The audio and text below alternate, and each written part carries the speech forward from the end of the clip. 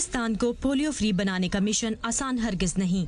लाहौर शहर के बाज़ इलाके अब भी पोलियो टीम्स के लिए ऐसा इम्तिहान है जिससे वो हर दिन गुजरती हैं और उसमें कामयाब भी होती हैं।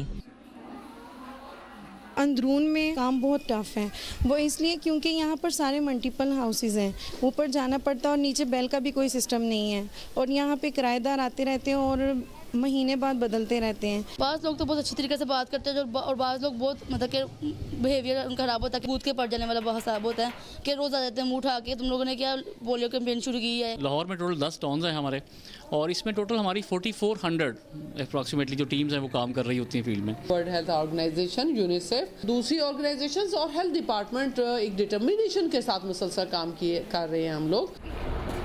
1 करोड़ से ज़ायद आबादी वाले लाहौर में पोलियो वैक्सीनेशन मुहिम का एक टारगेट अफगान मुहाजिरीन की ये बस्ती भी है।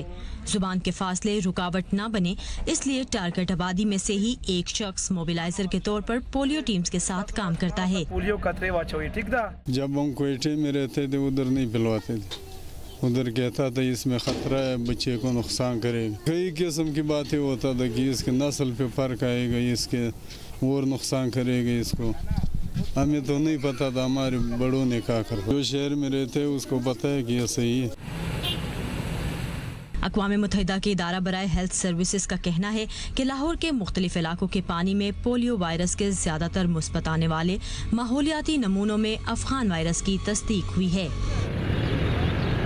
अगर आप पूरा पंजाब देखें तो 1 करोड़ 90 लाख से ज़ायद टारगेट है और जो रिफ्यूज़ल्स होते हैं वो 1000 से कम होते हैं। रिफ्यूजीज़ हैं या हमारे जो हाई रिस्क मोबाइल पॉपुलेशन जिसको हम कहते हैं, वो आते हैं, अपने आप को रजिस्टर कराते हैं, तो इस वजह से भी यहाँ पे जो पॉजिटिव एनवायरनमेंटल सैंपल होने का रिस्क जो है वो बढ़ जाता है।